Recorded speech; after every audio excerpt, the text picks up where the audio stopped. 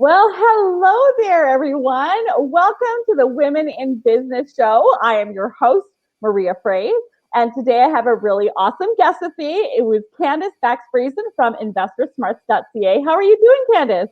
Great. Thanks for having me. Oh, absolutely. You are so welcome. I'm looking really forward to our conversation today. This is going to be so much fun. I know it will be. For sure. So why don't you tell me a little bit about yourself today, Candice? Sure. So I'm from Southeast Manitoba, and I started as a realtor about 13 years ago after finishing university, and was already doing some real estate investing at that time. And so I've been doing that for about 20 years.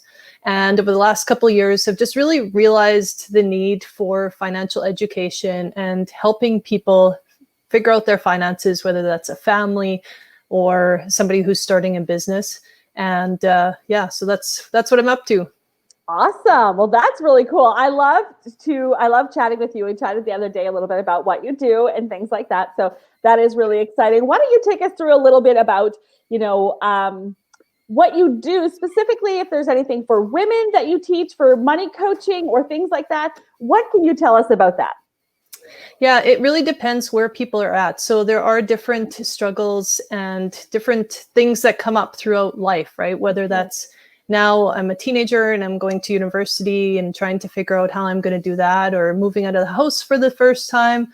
Obviously, getting married has its own money challenges, and coming together as a couple, to having kids and looking to retire, all the career changes in between. So it's really, life is fluid, right? There's always things happening. So just figuring out money throughout all those different life stages can present challenges for people.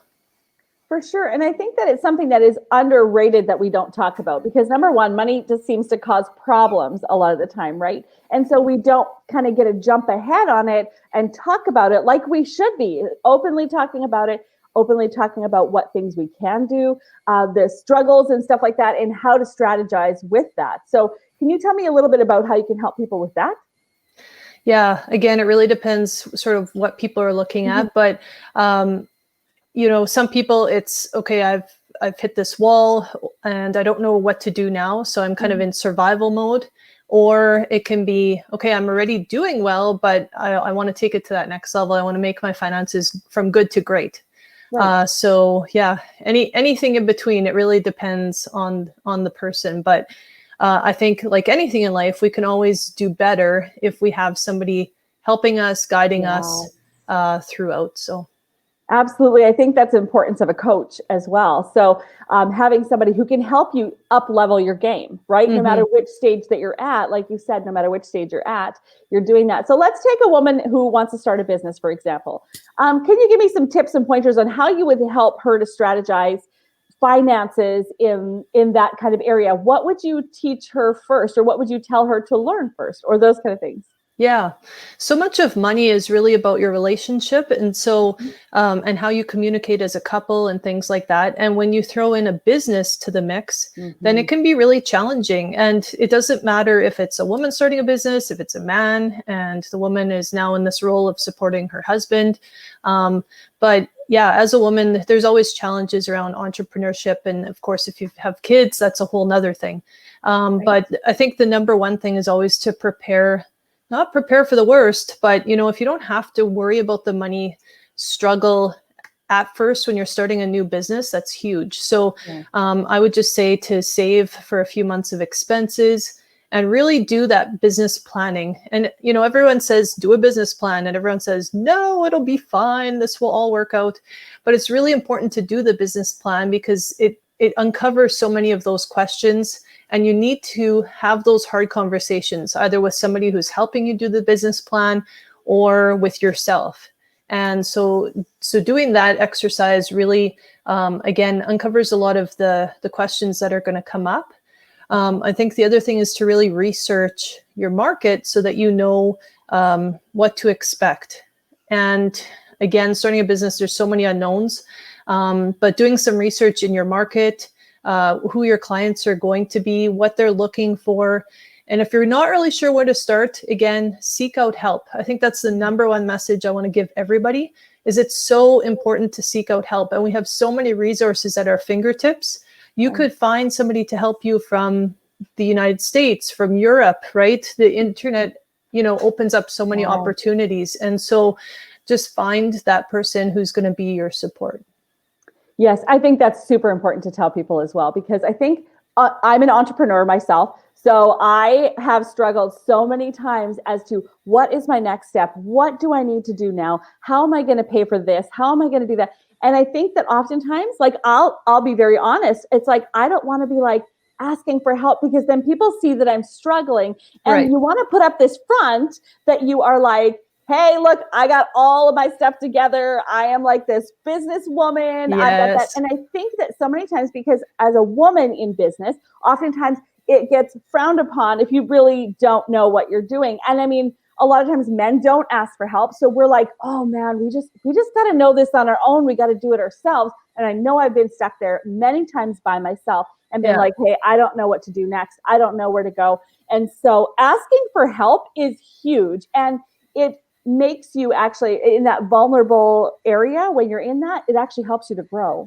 Yeah, for sure. And, not all of us have parents who are entrepreneurs. And even if they were, maybe they were in farming and now you're trying to start a business in selling a product, and there's still a disconnect, right? So even if if you were fortunate to have parents who had an entrepreneurial background, and in general, they get it, they get business, they may not be able to support you, or they may struggle with what you're aiming to do in your business. Yeah. And sometimes too, it's just that they're concerned, right? And that's fine. That's what parents do. That's what family does. Sometimes it could be jealousy. It could be a host of things. But again, there's so much value in finding that support system. And, there's different groups on social media that you can find. You really, when you're going through hard times, you're not necessarily supposed to dump everything on your spouse or dump everything on your friends. They're not supposed to be your counselor, right? They started out as your friends, and they didn't ask necessarily to change roles. Now, sometimes you could have a friend that is that sounding board, but oftentimes it's somebody different. So if you're struggling in your relationship around your business, that alone might be a key way to find help and to help your relationship as well.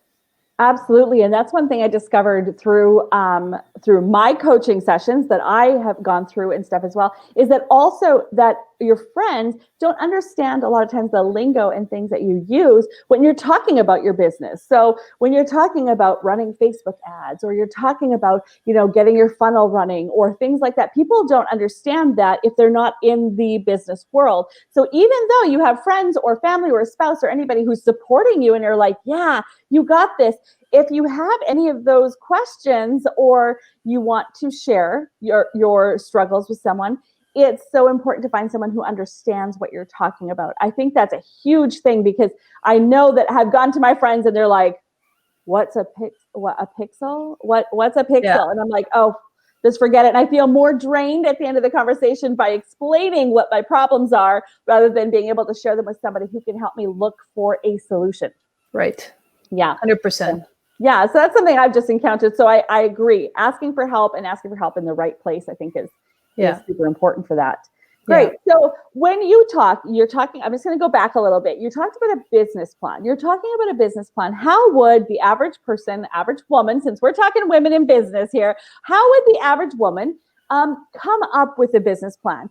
Is there do you have a step-by-step guide? Is that something you teach people how to do? Yeah. With coaching, it really just depends where people are at. So you want to look for two different things. You could be looking for a coach who's helping you, almost customize to where you are in your business, right? So if you're at a certain step, they meet you where you're at. Or you could be looking for training programs. So you mentioned something like funnels. You might want to take more like a course or training on funnels itself. So I think the main difference is that a coach is going to, again, be able to meet you where you're at, hold you accountable, which that word alone everybody hates. But I always compare it to, if you're going to go to the gym, I could go to the gym and I could get as far as I'm going to get. But if I have a personal trainer helping me, 100% I'm going to get further than trying on my own. And they're going to hold me accountable. If they say we're meeting every Tuesday at the gym, I'm going to show up because I'm not leaving them there. They're going to be calling me and saying, where are you? Right. Totally. And so that's the difference with a coach, is that a good coach will get you further than where you can get on your own. And that you've got somebody who's got your back, who's by your side, guiding you in areas that you are unsure of. So the business plan, yeah, you can find a coach who's going to be able to help you with that. I can help you with that. Or you can try it on your own, which is fine. And there's a ton of resources out there. But I just always want to clarify sort of the difference. Mm-hmm.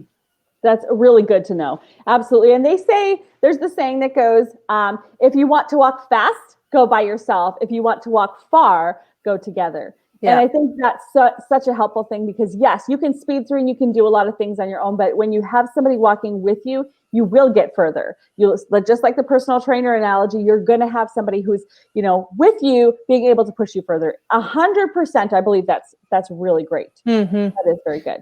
Yeah. And I think when we look at our business itself, sometimes we just focus so much on, okay, who's my customer?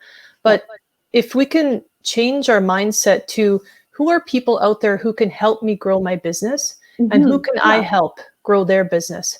And in having that type of relationship with other people, now you're looking at referrals and building your business, 10x, right? Like, it's going to take me a long time to just do my business by myself. But if I can have some key people who can help me in my business, and I can help other people, then that's huge. So, plugging into local chambers of commerce, or there's organization called BNI. There's these groups out there where it's really crucial to be, networking with other people, not only to learn from them, but to find those key connections who can help you. And those connections are not always the same people. Somebody who helped me in my business 10 years ago might not be, maybe they passed away, maybe they moved. There's all kinds of different things, right? So you have to continually be looking for new people and new opportunities out there. Absolutely. That's for sure. There is definitely a change in that, where you got to keep looking, and you got to keep, and the thing is, you're always growing. So you're always growing. And so sometimes you outgrow the people that can help you at one point, and you need to move on to someone else who can, again, meet you where you're at. I think that's such a big, important part of that as well. Right. So that is huge, because every person is at a different step. So even beginning business owners who are just starting their businesses, there's so many little things, in the beginning that you're like, man, I just feel like I'm not anywhere where she is. And she just started her business as well. But that's because you both have different businesses, and you both have different things that you need to accomplish and do. And so meeting you where you're at is really important. Yeah, for sure. And you have different strengths. And when you're starting, if there's any entrepreneurs listening who are starting, the pain, but it's really hard at first, because you think, oh, I got to do that. I got to do that. I got to do that. And then you can get so bogged down in where do I even start, that you just sit there doing nothing, right? You're frozen in inaction. And so again, somebody just to help you say, no, okay, let's take care of this step. Let's move on from this step, right? And then you start getting that momentum in your business. Right, exactly. We're going to take a short commercial break here, Candice, and we're going to come back to you. And I'm going to start off with talking about one big goal. So I'll be right back.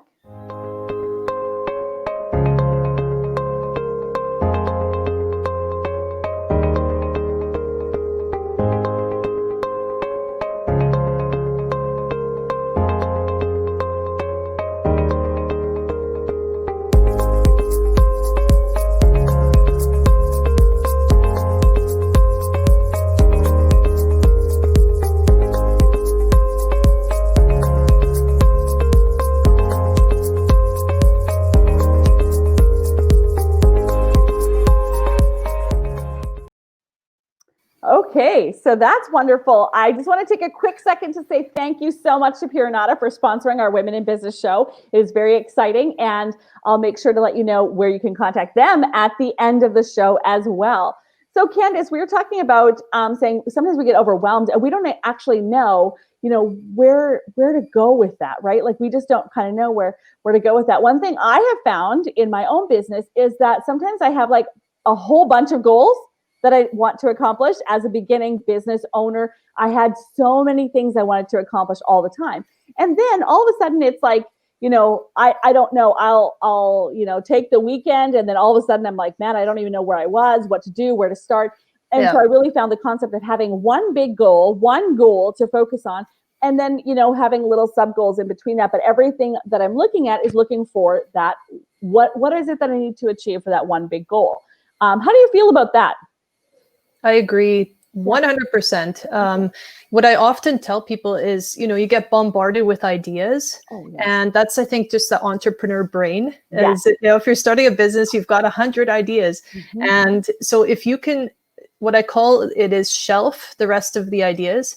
So you really have to make sure you do a brain dump and make sure that all the ideas that come out of your brain, otherwise you just continually think about them, or you do things like me where you're up at 3 in the morning and you're thinking about different stuff, right? It happens, especially to us women, I think, more than men. They're always sleeping beside us. But anyway, so we've got to get all those ideas out of our brain. And then we're allowed to our brain's like, okay, I don't need to think about that anymore. So then you can focus better. So what I do is I make one list of things that are future ideas so that I have them and I don't have to worry about forgetting them. But I just, like you said, you got to focus on one thing. So if you can get rid of all the other stuff, keep it, in an organized manner, with whatever that looks like. You might have different headings like sales and hiring and product development, but just to be focusing on that one next step. Yes. I agree 100%. That's for sure. That's something that I like to do, and I like to take time. And you're right about the 3 a.m. And I found that having a journal beside my bed and to quickly write down under the light of my phone, honestly, and I write down just jot it down. It's like, okay, now my brain says, okay, I can forget about that for now and it can, move on. But you're absolutely right. I think too, tell me a little bit about, like, as being an entrepreneur, as being someone who has a family, maybe what's a struggle that you kind of have encountered that you can overcome, that you can share with us, that you can kind of say, hey, this worked for me to kind of work this into my family routine, or things like that? Yeah. So I've had, I guess, the business prior to having the kids, right? And so in some ways the kids grew up with mom working many hours and mom always running around at different hours. The realtor part of my business obviously is a lot of evenings and weekends. When they were young, it was a little easier because they were always there too. But as they've been in school, then they're around more in the evenings, which has made it a little trickier. But I find that if you can really make your home life a team, I guess a team attitude towards sort of achieving all the different things and getting the kids involved, that's really helped a lot. And I think that if you're starting a business after the kids have already kind of been around and they're used to you having a 9 to 5, or they're used to you having, being a stay-at-home mom, that it can be a big change for them too. And that's okay, right? I think it's just so key, again, to have communication and to say, you know what, guys, like, mom's going to be starting this business. What that means is that sometimes mom won't be available, but it's not that, you're coming second. It's just that things are going to change. And, if you just talk about it instead of kind of forcing it down their throats, kids get it, kids understand. And so, you might be able to say, like, we're going to be able to go on a family trip because mom's working, or, because mom's able to work, this is what we're doing, so just to get them involved and to get them excited about it and understanding it, instead of, well, I'm just going to do this and somehow it'll all work out. Right. Right. I think communication is so key with that as well. And letting them know that, I think letting them know and saying, hey, mom's going to start this, mom's going to be doing that. I think that's something that's super important, because my kids don't realize that when I spend time in the garage, I'm actually in the office. Right. So it's like, I'm just actually, that's where my office is in the garage. And so I think a lot of times it's like, they're just kind of like, well, we ride our bikes in the garage when it's cold out or whatever. So we want to go in there, and they're not completely understanding what is happening here. So I think I actually really like that tip. I'm going to use that today. Actually, I'm going to really explain to them what goes on when I'm in the garage, so that they can kind of understand, so they're not feeling like left out, like mom's probably riding my bike in the garage. That's probably what's happening here, So I'm going to use that tip today, actually, to talk to them about that. as well. That's really good. Yeah. And, we talk about like date nights with our spouses, but we can have like a date with the kids too, right? Yeah. So, sometimes mom's going to be busy with stuff. Sometimes we're going to have, time with each of you separately, whatever that looks like. But sometimes we judge ourselves so much and we have all this guilt, but we have to just keep in mind it's normal. This is all normal. It's just that because you're an entrepreneur and you're working from home, it feels different, right? But it really isn't different than if you're going out and working a 9-to-5 job. So if the kids are running around and you're working, whatever that looks like, maybe you're starting a business where you do have to leave the house and now you have childcare. I don't think that you ever escape from having mom guilt. It doesn't matter what you do. If you're stay at home, if you're working, there's always that guilt. So just really focus on the benefits. And I think being an entrepreneur, you can teach your kids so much. The resilience, just them watching you build this business is teaching them amazing goals for their own life. So don't second guess. Even if you're not now playing with them, as much as you used to, they're still learning amazing things from you. And they learn a lot by watching. They sure do. And I love that you touched on that, because that was literally the next thing that was going to come out of my mouth is mom guilt.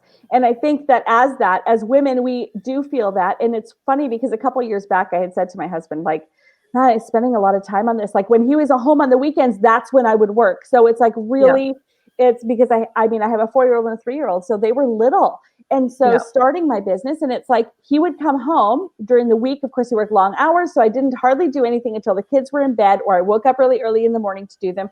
And so by the time he gets home on the weekend, it's like, okay, I've got to go work. So I would spend 6 to 8 hours in my bedroom working on my projects, working on my business.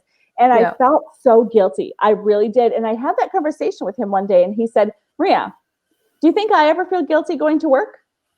Do you think I ever say, to myself, oh man, I should be at home with my kids today because they miss me so much and they love spending time with me. And, and those kind of things. Like, I know when my kids say, no, mom can make me Nutella toast, it's like, I feel that like, oh, I should be making them Nutella toast. Like, I got this. I may make Nutella toast different, but I got this. Right. Yeah, exactly. So I love that you touched on that, because that's such a big thing that we often feel if you have children, or even your spouse. Some people, I know I've talked to a couple of entrepreneur women who have a spouse, they feel like they're stealing time away from them when they normally wouldn't be.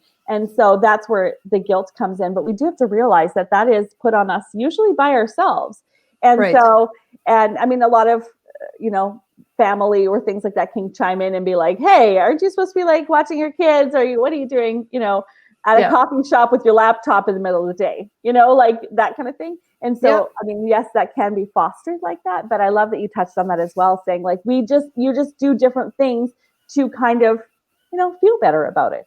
Yeah. And, an example from my life with my husband is just, with real estate, I'm coming and going from different ways. So if we would be going to a family gathering or something, we would often drive separate. Oh, yeah. Because I'm coming from work and he's bringing the kids, and it used to really bother him. Like, I don't like arriving at the same time, or sorry, when we're not arriving at the same time. Yeah. And so now we do it all the time. It's not a big deal, but some of what is vocalized is just a frustration or getting used to something different. And it's not that right away I have to say, oh, we can't do this anymore. Okay, we can't. It's just allowing them to vocalize things that a response to a change. So not to, again, right away get that guilt and everything, just to recognize, this is different.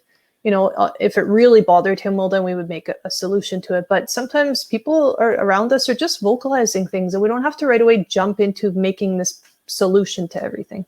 Right. And that we do as women as well. We want to be fixers. So we want to be able to fix those kind of things if there is a problem. But you're right, just allowing them to vocalize it and realizing that it's just a frustration. And that's what we need to do, is we just need to go with that. For sure. You talk a little bit about public relations, looking for creative ways to get your name in the news, writing articles for magazines, et cetera, like that. Can you tell me a little bit about how you would prompt a woman to do that? Yeah, I think that's something that that becomes something that's like last on the agenda always. You're just so busy running your business that you're not really thinking about how looking at the business from a distance, right? Yeah. And so really working on the business is just as important as working in it. And at some point you have to make those decisions, just like if you start at home working on your business, you might shift to say, okay, well, I got to get a couple hours outside of the house because I just need that dedicated time to think, and allowing yourself to get childcare, for example. So at first, maybe you don't, and you have to after, but so there's all these different changes, but I just wanted to suggest to people that is something that I think a lot of people overlook. Yeah. There's so many opportunities. My brother is involved in radio, and when they have a story, they're always trying to seek out different people to get advice or thoughts on a topic. And how easy is it when they have people coming to them instead of them trying to find connections all the time? So just reaching out to different newspapers, magazines, people who are influential in the community, again, Chamber of Commerce, there's tons of magazines online and, print. There's so much out there. So trying to always put some time into that as well. Because writing or advertising in a magazine might be thousands, but if you can get into a magazine or into a newspaper, those are great opportunities. So absolutely great exposure for you at way less of a cost. So absolutely, that is really good.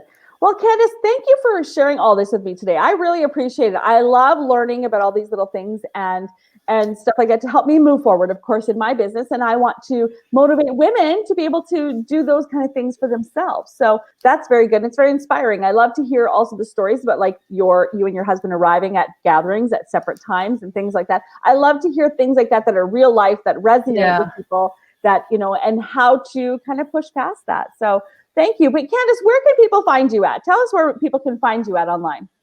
Yeah, so I'm all over the place. Being a real estate agent, you really can't hide. So, so I'm all over the place. Just type in my name and it'll come up. But you can also check out what we offer at investorsmarts.ca. That's excellent. And I do have it running across the bottom here. So if anybody is not sure how to spell that, it is investorsmarts.ca. It's just coming up on the bottom here. So that way they can find you and they can connect with you on Facebook, Instagram, those kind of things as well, I'm sure. You betcha. Yes. Awesome. Well, thank you for taking the time for me today, Candice. And I really have appreciated you taking the time to do this because it's so important to be able to help other women in that aspect. So I hope you have yourself a fantastic rest of your day. Thank you. You too. Thank you. Bye-bye. Bye.